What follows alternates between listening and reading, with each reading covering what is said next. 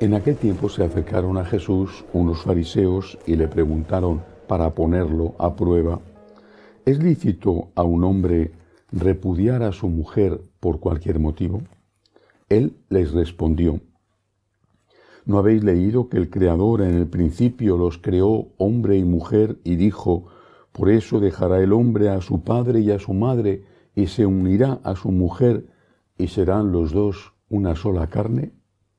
De modo que ya no son dos sino una sola carne, pues lo que Dios ha unido, que no lo separe el hombre. Ellos insistieron: ¿y por qué mandó Moisés darle acta de divorcio y repudiarla?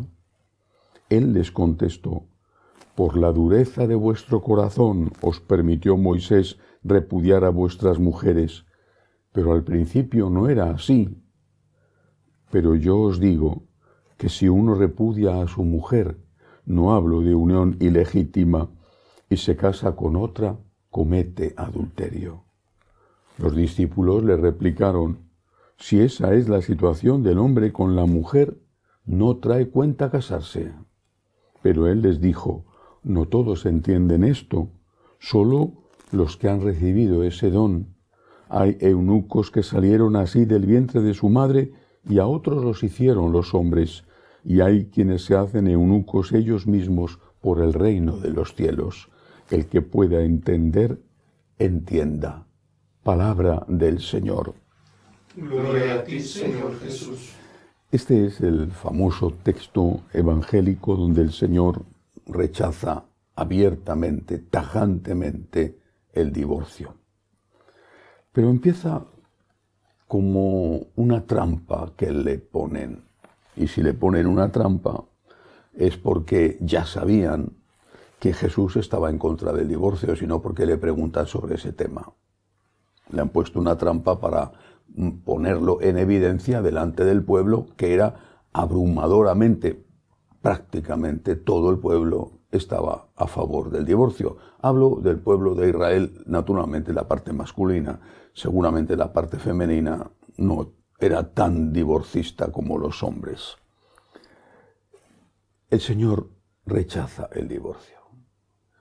Lo sabían y le preguntan, y entonces lo deja claro.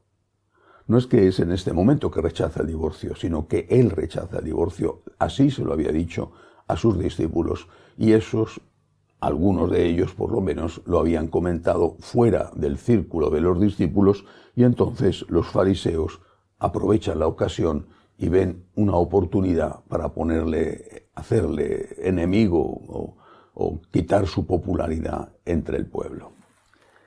El Señor rechaza el divorcio. ¿Por qué lo hace? Porque cree en el amor.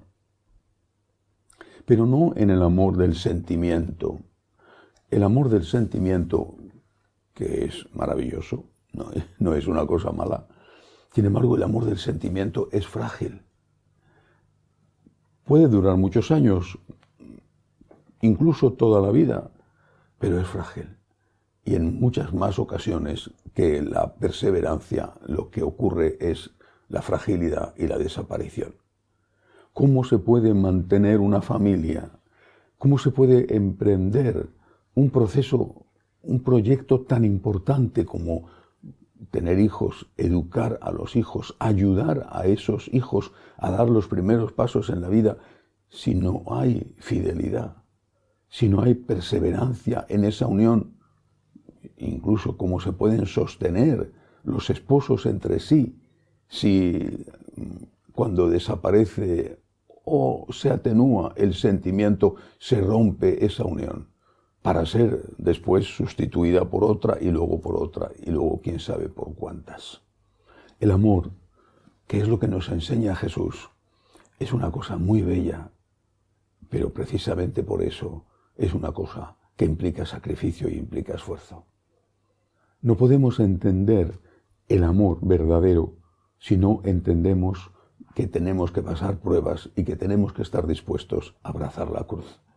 Si pensamos que el amor es algo que cuando no existe el sentimiento, ha desaparecido el amor y se va, no solamente es el matrimonio y con él la especie humana la que está en peligro, sino que es cualquier cosa de la vida. ¿Cómo puedes perseverar en un trabajo si cuando deja de apetecerte ir a trabajar, pues entonces ya no vas?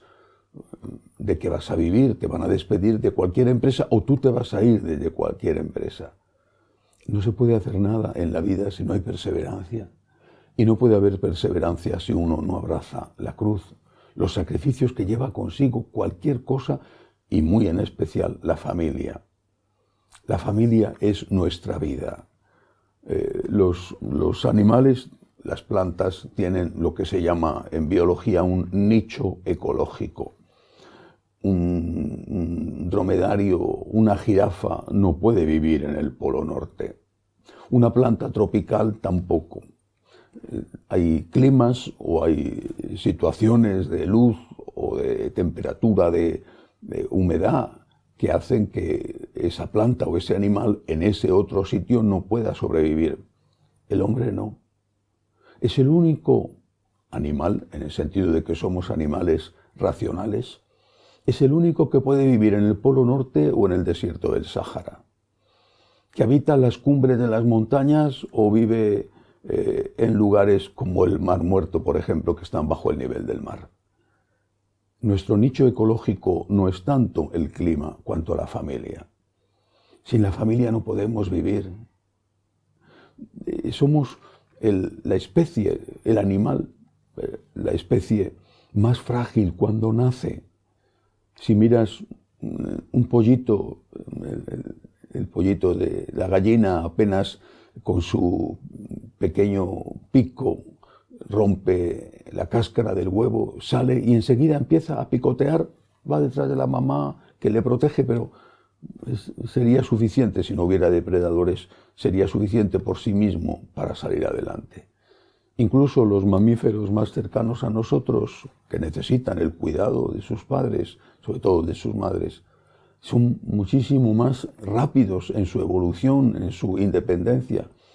El ser humano necesita la familia y la necesita unida, necesita la mamá, por supuesto, pero también el padre. Necesita un modelo materno y un modelo paterno. Si no, primero nos morimos porque no somos capaces de sobrevivir por nosotros mismos.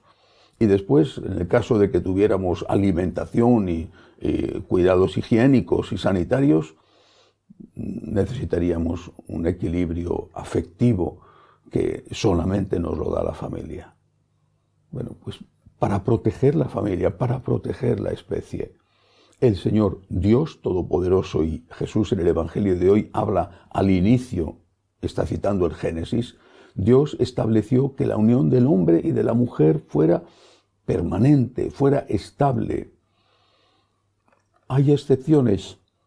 Sí, la Iglesia las ha permitido siempre. Por ejemplo, la separación matrimonial, cuando hay situaciones graves, por poner un ejemplo, de violencia.